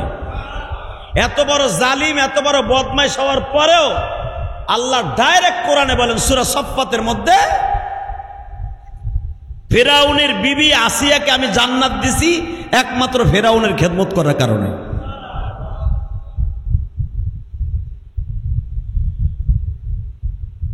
ফেরাউন এতদিন কোনোদিন বুঝতেও পারে নাই আমার বউ কোনোদিন এই কাম করতে পারে। আজকে ঘরের মধ্যে যাইয়াই দেখে আসিয়া আর তার কাজের বুয়া দুইজনে তাওরাত কিতাব মুখস্থ করতেছে। আসিয়াও বুঝতে পারে না আমার স্বামী এই টাইমে ঘরে আসবে। কাজের বুয়াটাও বুঝতে পারে না এই টাইমে ফেরাউন সংসদ থুইয়া বাসায় আসবে। আসিয়াই যখন দেখে দুইজন তাওরাত কিতাব তেলাওয়াত করতেছে, তখনই ফেরাউনের মাথা গরম হয়ে গেল। আসিয়ার চুলের মুটকিটা ধরে বাইরা ফেলে দিল। 19 হাত লম্বা বদমাশ। আপনাদের প্রশ্ন আসতে পারে, কারণ ফেরাউনের লাশ তো মিশরে আমিও দেখছি, 2013 সালে আমি দেখছি। ফেরাউন পানির মধ্যে 3000 বছর পরে থাকার কারণে ফেরাউনের লোনা পানিতে হয়তো আর বডি ঘুষাইয়া মমি করার কারণে ছোট হয়েছে, ও কিন্তু 19 হাত লম্বা। এই বদমাইশ মা আসিয়ারে ধরে এমন জোরে একটা আছাড় মারছে, মা আসিয়া একটা চিৎকার দিয়ে বলে, যখন জেনেই ফেলেছ আমি এক খোদাকে বিশ্বাস করি, নবী মুসাকে আমি নবী বলে স্বীকার করেছি, আমি তোমারে চাই না, আমি আমার মাওলারে চাই। আপনারা জানেন আসিয়াকে 3 মাস জেল খাটতে হয়েছে। কয় মাস? 3 মাসের মধ্যে আসিয়াকে এক ঢোক পানিও দেয় নাই শয়তান। কিন্তু দুনিয়ার মানুষ কাউরে না দিলে রব দেয় কি দেয় না? মা আসিয়া জেলখানায় বইয়া জান্নাতের খাবার খায়। ফেরাউন দেখলো আর যদি এইভাবে রাইখে দিই জেলখানায়, 100% ভাবে ওরে দেখা অন্য মহিলা জেলখানার কয়েদিরা কালেমা পড়ে মুসলমান হয়ে যাবে, ওরে রাখা যাবে না। ফেরাউনের যে কাজের বুয়াটা, তার স্বামীও কালেমা পড়ছে, তার মেয়েটাও কালেমা পড়ছে, তার 3.5 বছরে একটা মেয়ে ছিল, সেও মুসলমান। আপনার জানা আছে এ পুরা ফ্যামিলি আসিয়া সহ কেমনে মারবে? প্রস্তাব আসলো সংসদের ভিতরে। সর্বপ্রথম ফেরাউনের হাতের বিচার, কিভাবে তাকে মারা যায়। সবাই সিদ্ধান্ত দিল ফাঁসির মঞ্চে উঠে ফাঁসি দেন। আর একজনে বলল শুলি দেন। শুলি আপনারা চেনেন কিনা আমি জানি না। শুলি হলো ওই জামানায় বিশাল বড় একটা রড, বিশাল বড় একটা রড, আরো সহজে বুঝাই দেই, এই যে গাছ পাইলিং কয় না, গাছ পাইলিং বড় একটা রড দেখছেন না, ওটার ভিতরে কিন্তু আর একটা বড় পাথর থাকে, ওইটারে গোল দেয় আর ধাম করে ছাড়ে, আর ওই পাথরটা কিন্তু ওর ভিতর দিয়ে বড় একটা লম্বা রড থাকে, ওই রডের মাথাটা কিন্তু অনেক সুশালি থাকে, দেখছেন আপনারা? আমার বাড়ি পাইলিং করার সময় দেখছি এইরকম ভাবে সুশালি থাকে, ওই সুশালি যায় যদি আপনার পেটের উপরে এমনি রাইখাও দেয় ওই দিক দিয়ে বাড়ায় যাবে, শুলি এইটাকে বলা হয়। ওই জামানে এমন একটা রড আছিল, একটা মানুষ যদি লম্বা থাকতো 12 হাত, ওই শুলির রডটা থাকতো 16 হাত, এইভাবে টানানো থাকতো, পায়খানা রাস্তার ভিতর দিয়ে ওই রডটাকে এমনি বসায় দিত, আস্তে করে ছেড়ে দিয়ে যাতা দিত, পায়খানা রাস্তা দিয়ে রডটা ঢুইকে মাথার তালু দিয়ে বের হয়ে যেত, এটাকে বলা হয় শুলি। 2 দিন 3 দিন থাকার পরে এমনি মারা যাইত মানুষটা, মারা যাওয়ার পরে তার নামাইয়া আগুন দিয়ে জ্বালাই দিত, এটাই ছিল শুলি। তো একজন সিদ্ধান্ত দিল, বউ যখন আপনি উলাঙ্গ করে শুলি দিবেন, এটা দেখতে কেমন দেখা যায়, খোদার বউ খুদি যতই সে অপরাধ করুক এইভাবে ল্যাংটা করে তার এই বিচারটা করে, এটা আমাদের কাছে শোভনীয় না। ফেরাউন বলল, আমারও তো মায়া লাগে, এত 100 বছর ঘর করলো আমার সাথে, ঠিক আছে আরে শুলি দিব না। একজনে বলল, ইব্রাহিম নবীর মতো আগুনের মধ্যে ফেলাও, নমরুদ যেমনি কাম করছে। ফেরাউন বলে, দেখ এত বছর ঘর করলো, আগুনের মধ্যে ফেলাবো, এটা হয় না, এরা ও যখন আগুনের মধ্যে জ্বলবে তখন আমার খুব কষ্ট লাগবে, একটা কাজ কর, অন্য কিছু আছে কিনা। কারো সিদ্ধান্ত উপনীত হলো না। শয়তান বড় মানুষের ভেষ ধারণ করে বলে, তোমার যদি দ্রুত তোমার মজা লইতে চাও, একটা মরার সিস্টেম আছে, কি পৃথিবীতে আজও পর্যন্ত কেউ এইভাবে মারে নাই, সেই দৃষ্টান্তমূলক শাস্তি তুমি দাও, তোমার এই তোমার এই সাজাটা কিয়ামত পর্যন্ত মানুষের মনের মধ্যে থাকবো। ফেরাউন শয়তান, ওই শয়তানের বুদ্ধি নিয়ে বলে, সেটা কি? দুনিয়ার মানুষ এইভাবে বিচার করে না, সেটা কি? শুলিতে চড়াইছে, আগুনে ফেলছে, ফাঁসি দিছে, সব বিচার হয়েছে, কিন্তু এই কোয়ালিটির বিচার পৃথিবীতে কেউ করে নাই, তুমি প্রথম করবা। সেটা কি?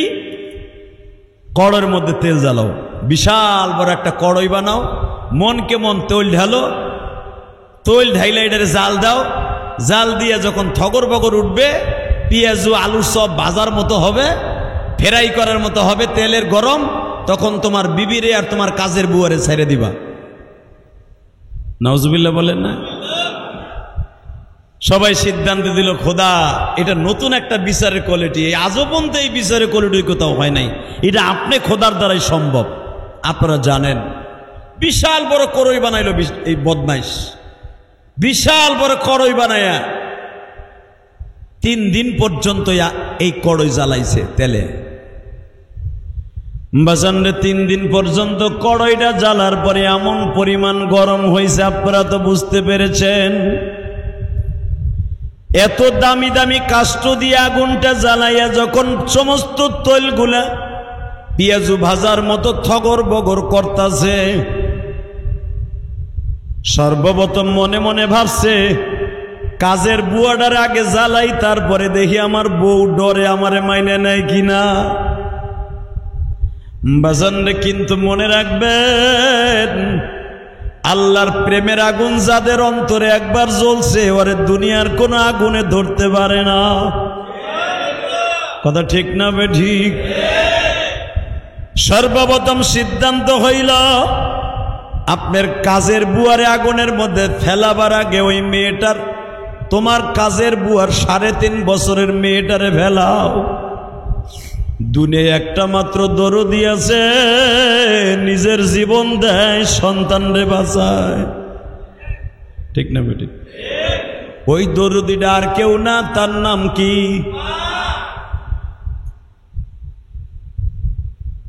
ফেরাউন দেখেন কেমন রাজনীতি করে, 3.5 বছরের বাচ্চাটাকে ধরিয়া নিয়ে হাত পাও বাঁধিয়া কাজের বুয়ার সামনে আর আসিয়ার সামনে বলে,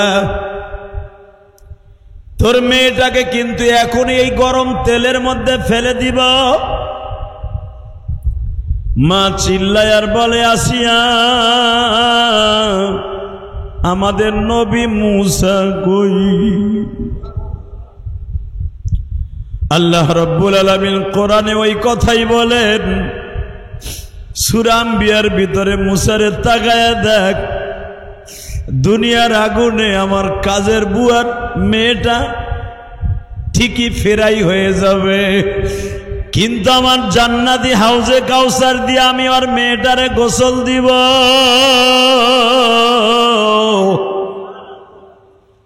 3.5 বছরের মেয়েটাকে যখন বাইন্দা যখন আগুনের মধ্যে ফেলবে, তখনও কাজের বুয়াটারে বলতেছে এখনো তুই কালেমাটা ছাইরা দে।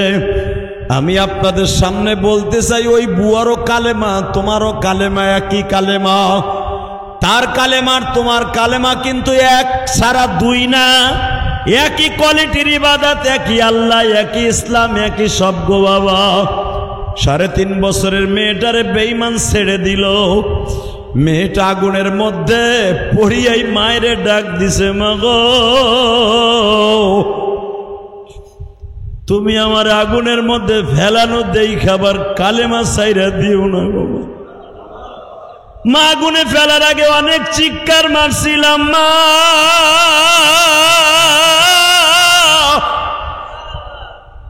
মনে করছিলাম এই তেলের মধ্যে বুঝি মৃত্যুর অনেক যন্ত্রণা গো মা, কিন্তু জানতাম না এই কড়ের ভিতর দিয়ে ডাইরেক্ট আমার মওলার বাড়ির রাস্তা গো মা।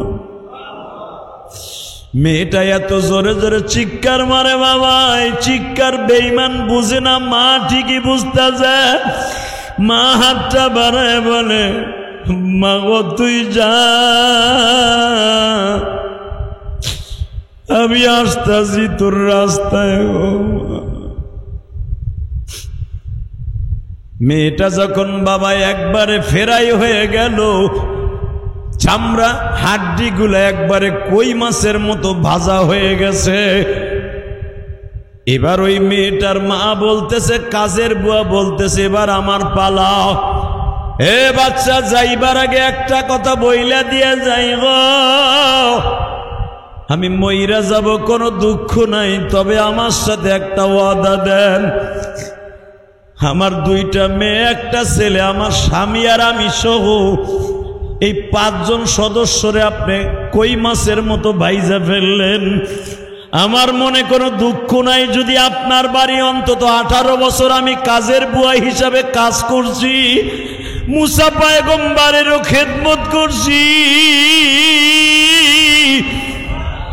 আপনার কাপড় চোপড়ও আমি ধুইয়া দিছি। আপনি একদিন আমার পরে খুশি হইয়া বলছিলেন, তুই আমার জামা কাপড় এমন ভাবে খেদমত করছস, বল তুই কি চাস। আমি একদিন বলছিলাম আমি আজকে কিছু চামু না, একদিন চামু, সেদিন দিবেন কি না। তখন আপনি খুশির আনন্দে বলছিলেন, তুই যেদিন যা চাবি আমি তাই দিব। আপনি ভাবতে পারেন আমি বাঁচার লেগে বলবো আমারে ছাইরে দেন না।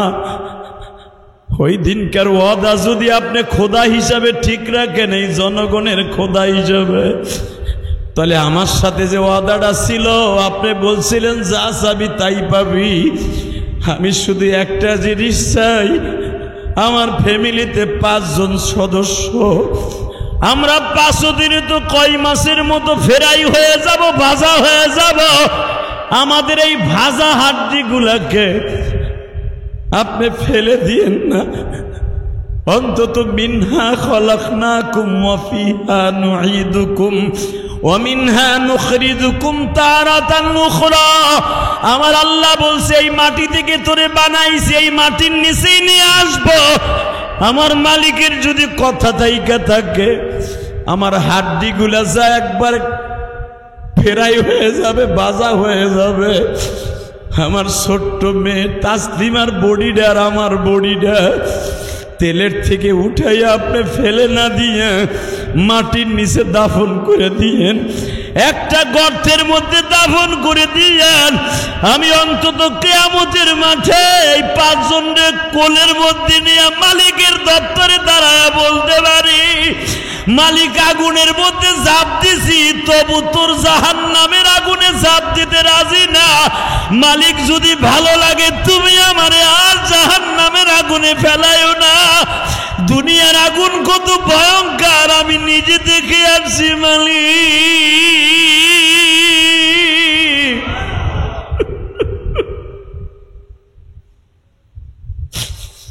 অন্তত আমার ছোট্ট আজ 3.5 বছরের মেয়েটাকে আমি বুকের মধ্যে নিয়ে আমার মাওলার আদালতে হাজির হব।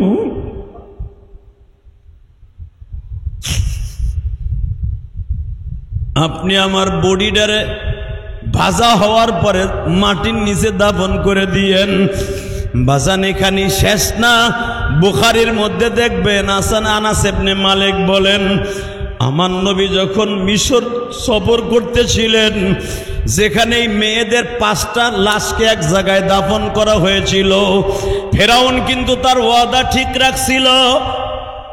তেলের থেকে তাদের 5টা লাশ উঠাইয়া একবারে বাবা কই মাছের মতো ফেরাই হয়ে গেছে। ফার্মের মুরগি ভাজলে যেরকম ভাবে ভাজা হয়ে যায়, গিরিল হয়ে যায়, সমস্ত চামড়াগুলা বাবা ভাজা হয়ে একবারে কড়কুড়ে হয়ে গেছে। এই লাশটারে উঠাইয়া মাটির নিচে দাফন করে। মুসা নবীর মাঝে আমার নবীর মাঝে 3000 বছরের ডিফারেন্স। নবী যখন এই কবরের পাশ দিয়া মিশর যাইতেছিলেন, আমার নবী আবু বকর ওমরে ডেকে ডেকে বলেন, কিরে দেখো তো কোন জায়গার থেকে জান্নাতের খুশবু আসতেছে, দেখো তো কোন গর্তের থেকে জান্নাতের খুশবু আসে। ওই দেশের বাদশাকে ডাক দিছে, ও বাদশা এই জায়গার ইতিহাসটা কি? বাদশা বইলা দিলেন, এই যে সেই কায়রো শহর, যেই শহরে ফেরাউন বাস করত, আর এই যে সেই রুম, যেই রুমের থেকে ধরিয়া নিয়ে এসে ওই কাজের বুয়ার মেয়ে তাসলিমা সহ 5 জনকে দাফন করা হয়েছিল। আমার নবী চোখের পানি দিয়ে ওমরকে বলে, ওমর রে তাকায় দেখ, ওই কঙ্কলের ভিতর থেকে জান্নাতের খুশবু আসতেছে। ওমর তাকায় দেখ, কিয়ামত পর্যন্ত এই পাহাড়ের থেকে জান্নাতের খুশবু আসবে রে ওমর। 3000 বছর আগে এই 5টা লাশকে এক জায়গায় গোপন করছে আমার মালিক। আমার নাকে জান্নাতের খুশবু, তোমাদের নাকে জান্নাতের খুশবু এনে দিছে। বাজান এখনো পর্যন্ত এই পাহাড়টারে কিন্তু সীসা দিয়া ঢালাই দিয়ে রেখে দিয়েছে মিশরের বাদশাহ।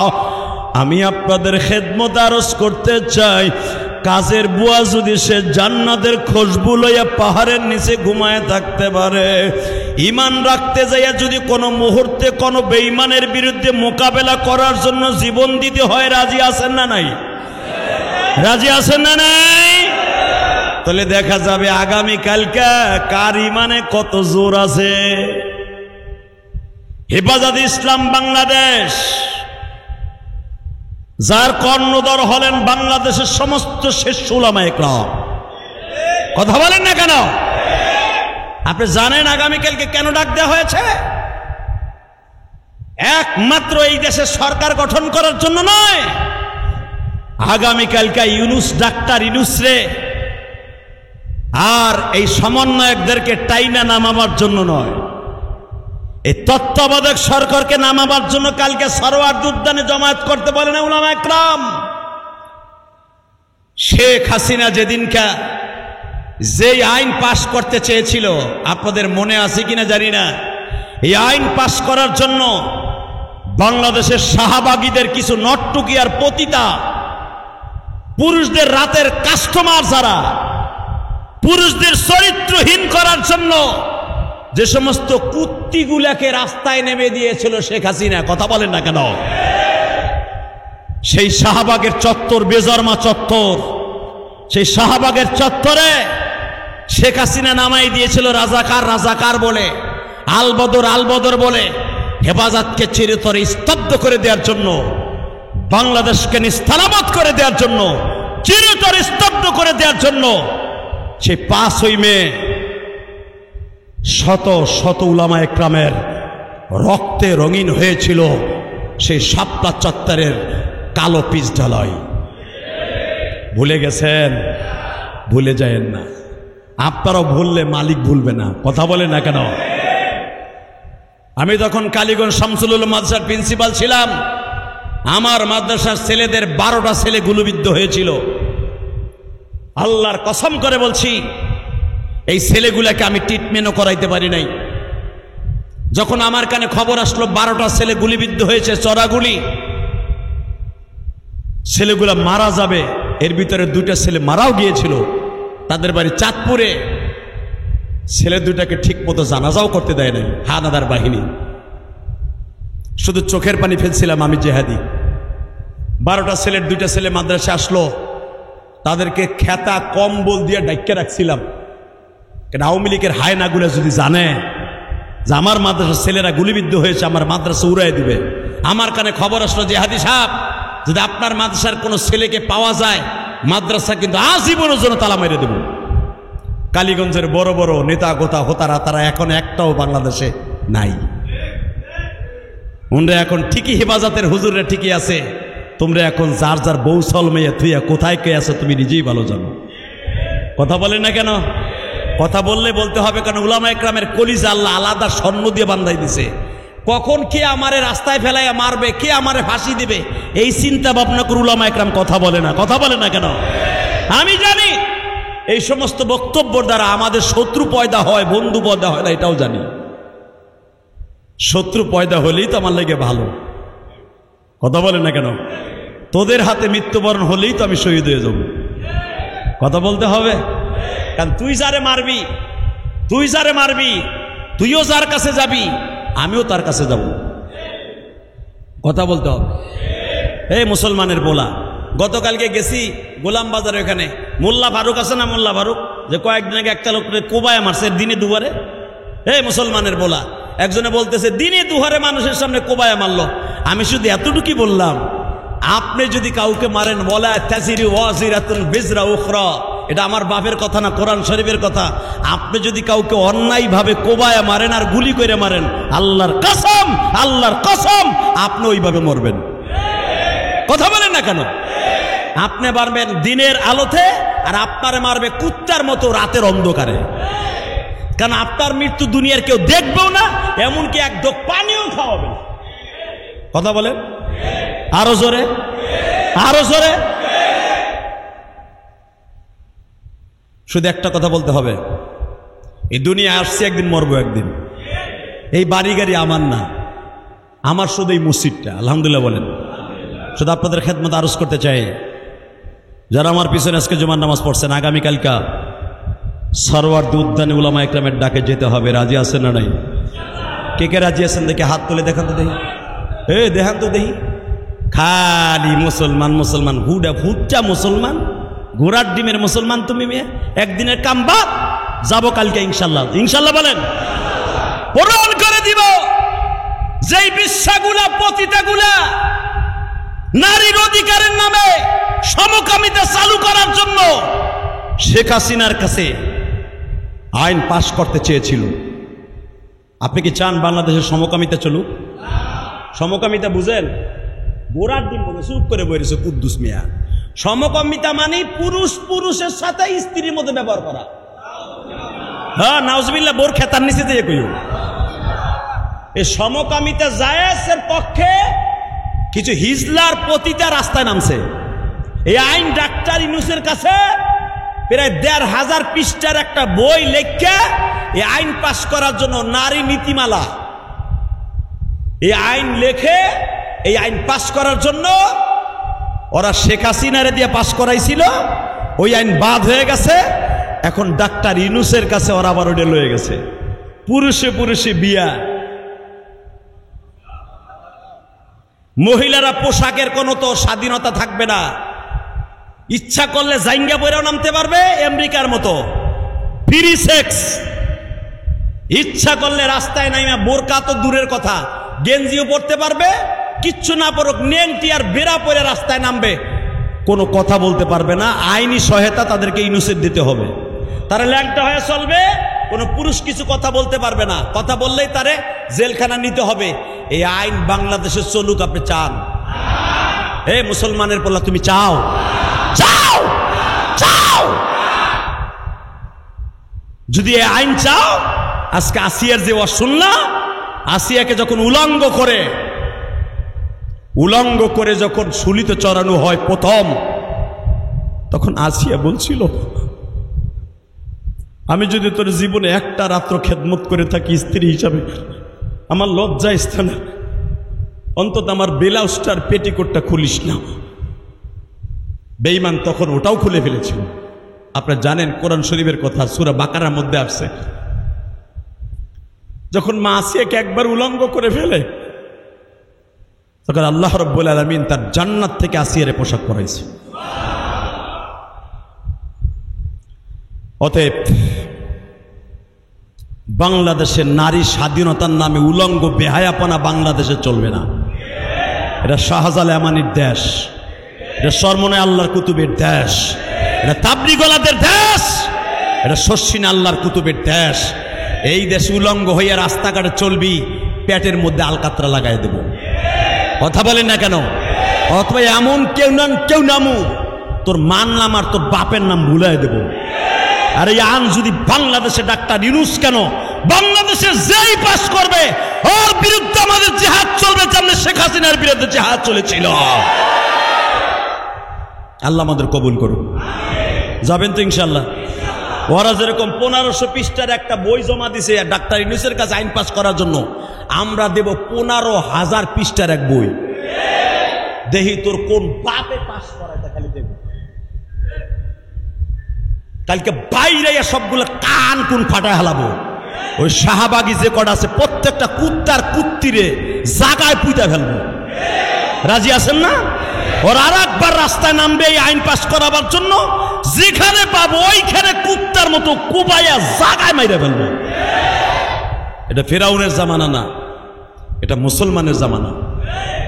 আসেন তওবা করি, আস্তাগফিরুল্লাহ রব্বি মিন কুল্লি জামবিহি ওয়া আতুবু ইলাইহি লা হাওলা ওয়ালা কুওয়াতা ইল্লা বিল্লাহিল আলিয়্যিল আযীম। আল্লাহুম্মা আমিন। ربنا ظلمنا أنفسنا وإن لم تغفر لنا وترحمنا لنكونن من الخاسرين. اللهم اغفر لنا ولوالدينا رب ارحمهما كما ربياني صغير. রব্বুল আলামিন যদি একটু তাকায় দেখতা গো, হায়াতে জিন্দেগি কিন্তু আস্তে আস্তে শেষ হয়ে যাইতেছে। মালিক, ফিরাউন এত বড় ক্ষমতার মালিক ছিল, হাজার হাজার মানুষকে পোড়ায় মারছে, ফাঁসি দিয়া মারছে। আজকে সেই ফিরাউনের বংশে একজন মানুষও দুনিয়ায় বাইচে নাই। আল্লাহ, আবু জেহেল কত মার মারছে আমার নবীরে। আবু জেহেলের বংশে একটা মানুষ মক্কায় বাইজে নাই, কিন্তু ওমরের বংশের মানুষ, আবু বকরের বংশের মানুষ এখনো বেঁচে আছে। আল্লাহ, আমরা যারা হাত তুলছি, আমাদের বংশে মানুষ বেঁচে থাকবে কিনা জানি না। মালিক রে, আমার মতো কার জানো মা দুনিয়ায় বাইচে নাই,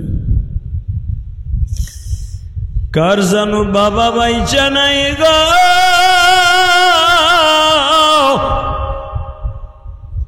কেমনে কবরে একা একা থাকব?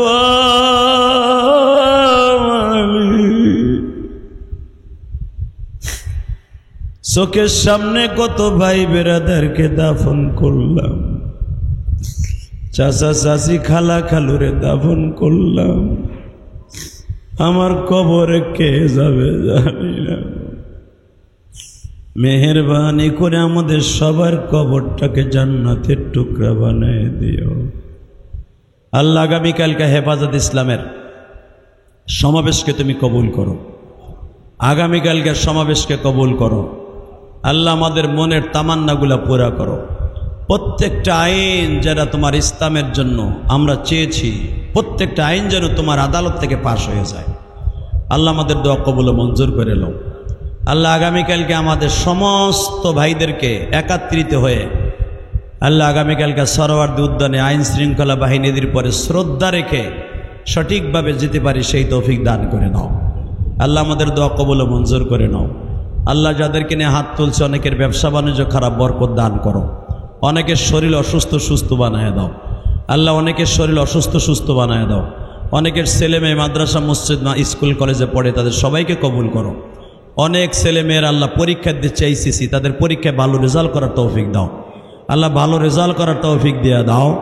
দুনিয়ার পরীক্ষায় পাশ করে আখিরাতের পরীক্ষার জন্য কবুল করে নাও আল্লাহ। ফিলিস্তিনের মুসলমানকে কবুল করো, তাদের ক্ষয়ক্ষতিগুলোকে তুমি পুরা করে দাও আল্লাহ। বেজরমা ইসরায়েলকে ধ্বংস করে দাও আল্লাহ।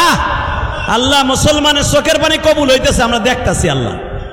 আল্লাহ মাইলকে মাইল তুমি দাবানল দিয়ে শেষ করে দিতেছো আল্লাহ। আমরা চাই না যে আগুন দিয়ে জ্বালায় দাও, কিন্তু তারপর মনের আনন্দে বলছি, খুশিতে বলছি, তুমি যা করো ভালোর জন্য করো আল্লাহ। আল্লাহ যারা ইসরায়েলের মধ্যে একটা মুসলমানও নাই আমরা জানি, সব তোমার বিধর্মী, সব ইহুদি। একটা মাত্র দেশ আছে, অন্য কোনো দেশের মানুষকে সেই দেশে থাকতে দেয় না ইহুদি ছাড়া, সেটা হলো ইসরায়েল। আল্লাহ এই দেশে যদি ওরা হেদায়েত পায়, হেদায়েত দাও, তা না হলে তোমার এই দাবানল দিয়া পুরা দেশটারে সারখার করে দাও আল্লাহ, সারখার করে দাও আল্লাহ, সারখার করে দাও আল্লাহ। আমার নবী যেরকম ইহুদিদের জন্য নামাজের মধ্যে বরদোয়া করছে, আল্লাহ এদেরকে খায়বার থেকে ধ্বংস করে দাও। কিয়ামত পর্যন্ত খায়বার থেকে ইহুদিগুলো ধ্বংস করে দিছো তুমি আল্লাহ। এই মুসলমানের চোখের পানির ওসিলায় ইসরায়েলকে যেইভাবে দাবানাল দিছো আল্লাহ, নেতানিয়াহুর বাড়িটাকে দাবানাল দিয়ে ধ্বংস করে দাও আল্লাহ। নেতানিয়াহুর বাড়িটাকে দাবানল দিয়ে ধ্বংস করে দাও। তোমার গজবের মোকাবেলা করার মতো পৃথিবীতে কোনো মানুষ জন্ম নেয় নাই। ফেরাউন চেয়েছিল কিন্তু পারে নাই, নমরুদ চেয়েছিল পারে নাই, এই নেতানিয়াহু তেলাসরা ও পারবে না। আল্লাহ তুমি আমাদের সকলের দোয়া কবুল ও মঞ্জুর করে নাও। ওয়াসাল্লাল্লাহু তাআলা আলা খায়রি খালকিহি মুহাম্মাদ ওয়া নূরি আরশি সাইয়্যিদিনা মাহুম বিরহমাতিকা।